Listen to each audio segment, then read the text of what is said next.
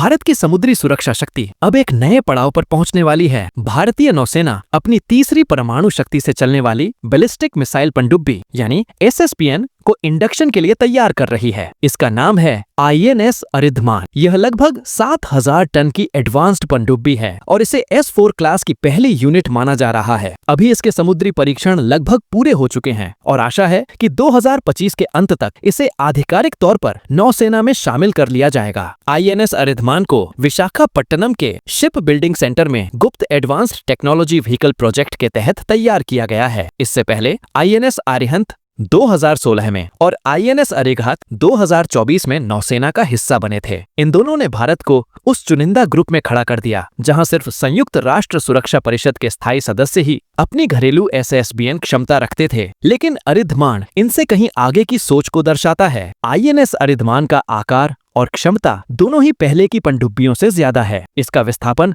लगभग 7000 टन है, यानी अरिहंत और अरिघात से लगभग 1000 टन ज्यादा। इसकी लंबाई 130 मीटर है और इसका डिजाइन इस तरह से बनाया गया है कि इसमें ज्यादा मिसाइलें फिट हो सकें और यह दुश्मन से छिपने यानी स्टेल्थ क्षमता में भी बेहतर हो। इस पनडुब्बी में 83 मेगावाट का कॉम्पैक्ट लाइट वाटर रिएक्टर लगाया गया है, जिसे भाभा एटॉमिक रिसर्च सेंटर ने विकसित किया है। यह रिएक्टर ज्यादा एफिशिएंट है और इसका नॉइज भी बहुत कम है। मतलब यह कि दुश्मन की एंटी सबमरीन वॉरफेयर यूनिट्स इसे पकड़ पाना बेहद मुश्किल पाएंगी। इसकी स्पीड सतह पर 12 से 15 नॉट्स और पानी के नीचे 24 नॉट्स है। यह लगभग अनलिमिटेड समय तक पानी के नीचे रह सकती है, बस क्रू की सप्लाई पर निर्भर करती है। INS अरिधमान की सबसे बड़ी ताकत इसकी मिसाइल क्षमता है। अरिहंत और अरिघात में सिर्फ 4 वर्टिकल लॉन्च सिस्टम ट्यूब्स थे, जबकि अरिधमान में पूरे 8 VLS ट्यूब्स हैं। इसका मतलब है कि यह पनडुब्बी एक बार में 24 के 15 सागरिका मिसाइलें या 8 के 4 मिसाइलें या भविष्य में बन रही लंबी दूरी की K5 मिसाइलें ले जा सकती है, जिनकी रेंज 6000 किलोमीटर तक हो सकती है। यह क्षमता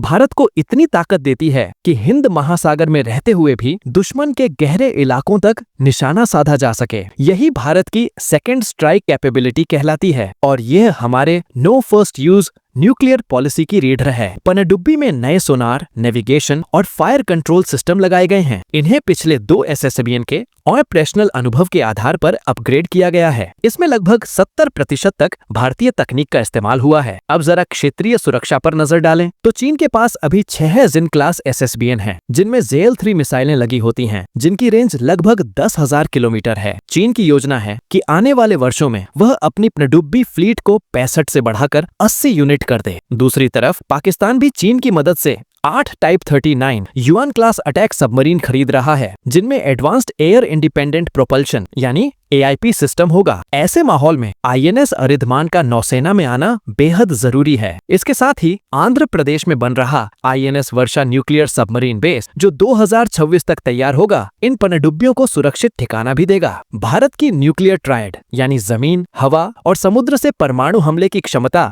तभी पूरी मानी जाती है जब SSBN जैसे प्लेटफॉर्म मौजूद हों। जमीन से लॉन्च होने वाली मिसाइलें और हवा से छोड़े जाने वाले न्यूक्लियर हथियार दुश्मन के पहले हमले में नष्ट हो सकते हैं, लेकिन पानी के अंदर छिपी SSBN पनडुब्बियों को ढूंढना लगभग नामुमकिन होता है। यही उन्हें भारत के लिए क्रेडिबल डिटरेंस बनाता है। अगर कभी दुश्मन भारत पर परमाणु हमला करने की कोशिश करता है तो अरिधमान जैसी पनडुब्बियां जवाबी हमला करने में सक्षम रहेंगी।